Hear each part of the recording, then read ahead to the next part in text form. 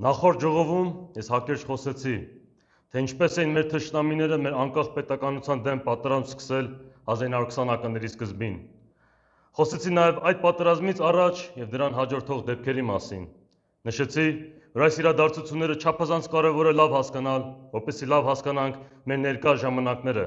քանի որ շատ հետաքրքիր նմանություններ ու զուգադիպություն ունեն մեր իրականության հետ։ Խոսեցի, թե այն ժամանակվա բոլշևիկները ինչպես էին ներքին դավաճանություն կատարում ու ինչպես էին մեր թիկունքին հարվածում։ Իսկ այսօր կուզեմ խոսել, թե ինչպես էր նմանատիպ երևույթ տեղի ունենում 2020 թվականի պատերազմի ժամանակ։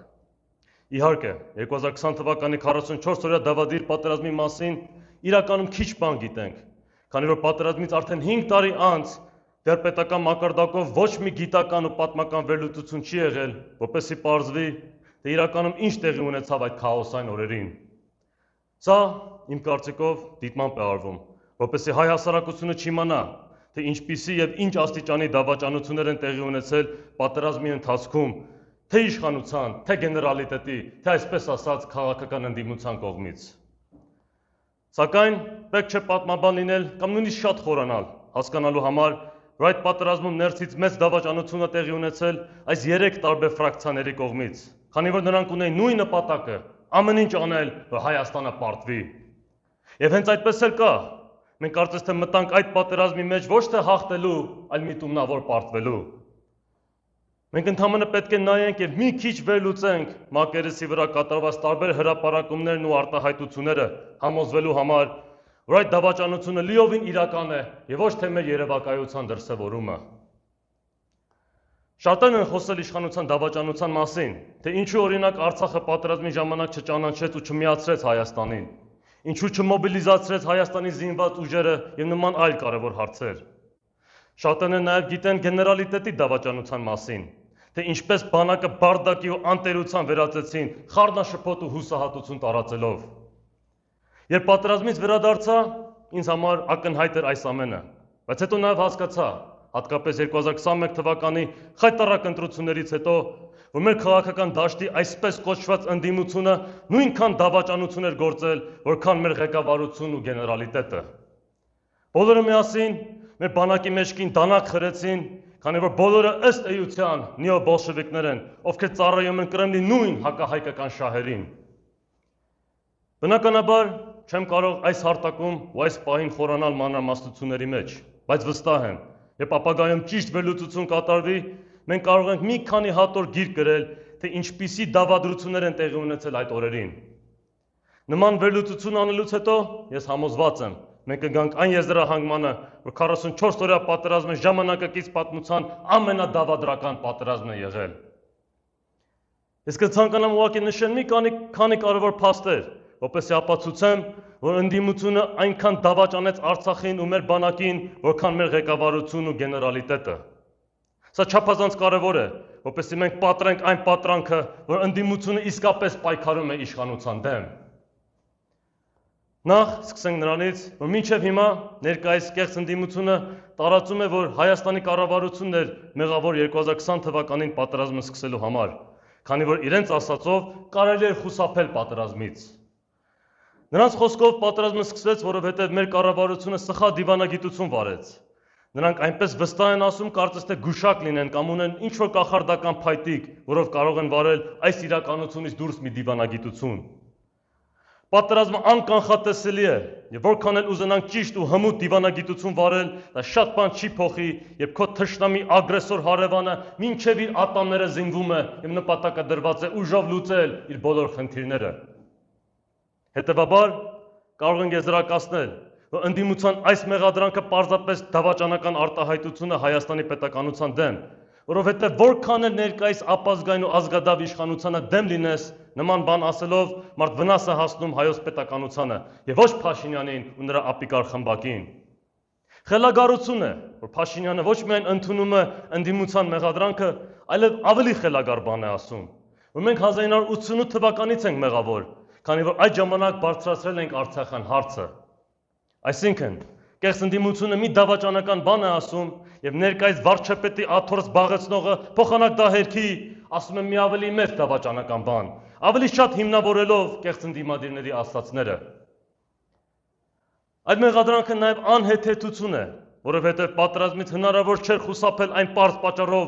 որ 1994 թվականի մայիսի 12-ին մեր ռազմական հաղթանակը, որը դավադրաբար չնշեցինք որպես տոն, քաղաքականապես չամրագրեցինք թղթի վրա, Բաքվին պարտադրելով ճանաչել Արցախը որպես Հայաստանի անբաժանելի մաս։ Այդ իսկ պատճառով նոր պատերազմի բռնկումը անխուսափելի էր, վաղ թե ուշ լինելու էր, որքան մենք փորձենք խուսափել դրանից, որովհետև 90-ականներին մեր ազատամարտիկների կատարած փայլուն գործը կիսա թողեցինք։ Որևէ քաղաքական գործիչ, դա լինի Պողոս Պողոսյանը թե Պետրոս Պետրոսյանը, ով հակառակը կպնդի, պարզապես խաբեբա պատեապաշտ սրիկա է։ Մյուս զավեշտալի բանն այն է, որ ներկայիս կառավարությանը ոչ միայն մեղադրում են պատերազմը սկսելու համար, այլև սկսելուց հետո պատերազմը ավելի շուտ չդադարեցնելու։ Իհարկե մենք գիտենք, որ երբ խոսում են պատերազմը դադարեցնելու մասին, իրականում նկատի ունեն հանձնվելու մասին։ Ինչպես ասել եմ նախկինում, 100 տարի առաջ բոլշևիկները ավելի պարզ են խոսում ու ավելի բացահայտ են ներկայացնում իրենց ծրագրերը։ Իսկ մեր օրերի նեոբոլշևիկները ավելի թաքուն են գործում, ներկայանում են ազգային մորթիով ու օգտագործում են ծածկագիր բառեր։ Մի խոսքով, ավելի խորամանկ ու նենգ են, քան իրենց դավաճան բոլշևիկ պապերը։ Նրանք զայրացած են, թե ինչու պատերազմի առաջին շաբաթում մենք չհանձնվեցինք ու չենթարկվեցինք Մոսկվայի պահանջներին, փոխանակ զայրանան Արցախը կորցնելու համար։ Լավագույն դեպքում նրանց համար Արցախի միայն մի քանի շրջաններ կարևոր եւ իրականում թքած ունեն մյուս կարևոր շրջանների վրա։ Պատերազմի առաջին շաբաթում փոխանակ խոսեին կռվելու ու թշնամու հրոսակախմբերը ջախջախելու մասին, խոսում էին սպիտակ դրոշը հանելու մասին։ Եթե սա դավաճանություն չէ, ապա չգիտեմ ինչ է դավաճանությունը։ Եթե մեր ընդդիմությունը իրապես ազգային լիներ ու մտածեր մեր պետականության շահերի մասին, ապա Ադրբեջանին կմեղադրեր պատերազմը սկսելու համար, անկախ նրանից, թե որքան ատեր Փաշինյանին։ Փաշինյանին կմեղադրեր ոչ թե ավելի շուտ չհանձնվելու համար, այլ առհասարակ հանձնվելու եւ մեր բանակը խայտառակ պարտության տանելու։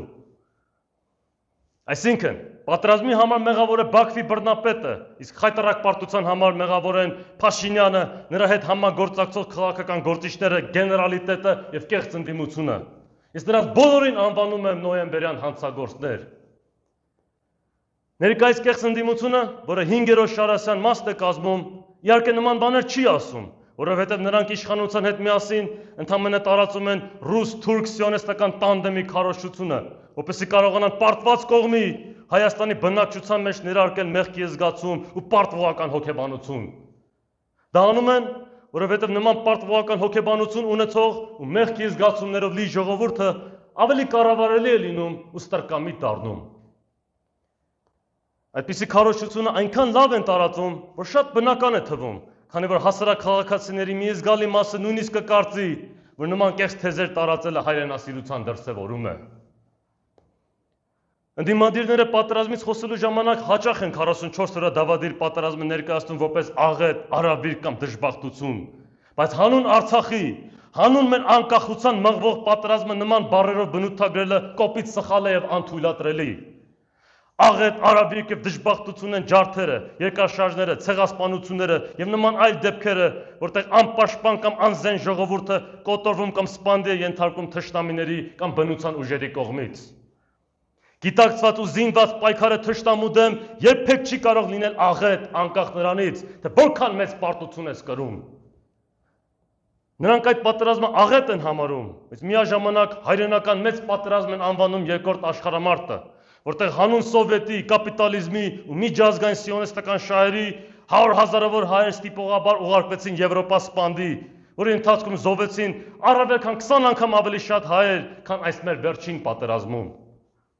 Սա պարզապես ցույց է տալիս իրենց երկերեսանիությունը ու ապազգային մտածելակերպը։ Սակայն այս անմեղսունակ իշխանությունը եւ անամոթ ընդդիմությունը լիովին համաձայն են այն անհեթեթ գաղափարին, որ մենք իբրև կարող ենք պարտության հիման վրա եւ հանձնվելու դրոշով ամրապնդել մեր անկախությունը եւ խաղաղություն բերել մեր հայրենիքին։ Կարծում են, որ այդ խաղաղությունը միայն Հայաստանից է կախված, որ եթե մենք իսկապես ուզենք խաղաղություն ու ճիշտ դիվանագիտություն վարել, ապա կլինի խաղաղություն։ Բայց միաժամանակ ասում են, որ մենք շատ փոքր ու թույլ երկիր ենք ու շատ բան չեն կարող ինքնուրույն անել։ Մի կողմից մեզ վախեցնում են, որ եթե մենք չշարունակենք հանձնվելու քաղաքականությունը, ապա պատերազմ կլինի։ Իսկ մյուս կողմից էլ կեղծ հույսեր են տալիս, որ եթե շարունակենք թուրքերին ու ռուսներին հնազանդվել, ապա խաղաղություն կտիրի։ Մի կողմից խոսում են անկախության մասին, մյուս կողմից էլ ծիծաղում են հաղթանակ բառի վրա։ Այսպիսի հակասական ու խելագար գաղափարներով նեոբոլշևիկ նոյեմբերյան հանցագործները շարունակում են թունավորել մեր հայրենակիցների մտքերն ու հոգիները։ Այս ամենը մեզ պարզ ցույց է տալիս, որ ներկայիս կառավարությունը, խորհրդարանական ընդդիմությունը եւ արտախորհրդարանական ընդդիմության ճնշող մեծամասնությունը գիտակցաբար կամ անգիտակցաբար քարոզում են նույն հակապետական գաղափարախոսությունը եւ առաջ են տանում մեր անկախության դեմ նեոբոլշևիկյան օրակարգը։ Նրանք իրենց հրահանգները ստանում են նույն Կրեմլից, ինչպես իրենցից 100 տարի առաջ ստանում էին այն հայրենադավ հայերը, ովքեր գրկաբաց ընդունում էին հանցագործ ու ազգավեր կարմիր բանակին։ Սա պետք է լավ գիտակցենք, որպեսզի իմանանք, որ մենք կարող ենք վստահել միայն այն քաղաքական շարժմանը, որը ոչ միայն ներկայիս ապազգային իշխանության դեմ է պայքարում, այլև այն ամբողջ հակահայ համակարգի, որը թքած ունի Հայաստանի հաղթանակի ու անկախ պետականության վրա։ Պարսավանքի են արժանի այն բոլոր քաղաքական ուժերը, որոնք ճշմարտությունը խոսելու փոխարեն ամբողջահաճ արտահայտություններ են անում եւ կեղծ խոստումներ տալիս։ Կարող ենք վստահել ու հավատալ այն քաղաքական շարժմանը, որը ճշմարտությունն է խոսում այս կարևորագույն հարցերում անկախ նրանից, թե որքան դառը լինեն այդ ճշմարտության խոսքերը։ Համախմբելուց, ուժեղանալուց եւ պայքարելուց բացի խաղաղության այլ ճանապարհ չկա այս անգութ աշխարհում։ Ով պայքարում է Հայաստանի անկախության դեմ, մեր թշնամին է, ով պայքարում է Հայաստանի անկախությունը ամրապնդելու համար, մեր բարեկամն է։ Ահա սա է մեր քաղաքական պայքարի բանաձևը, սա է մեր գաղափարական կողմնացույցը։ Եթե ուզում ենք պահպանել մեր անկախությունը, եթե ուզում ենք հզորացնել մեր պետականությունը եւ եթե ուզում ենք խաղաղ ու բարգավաճ ապրել, ապա պետք է հիշել միմիայն 3 բառ՝ պայքար, զոհաբերություն եւ հաղթանակ։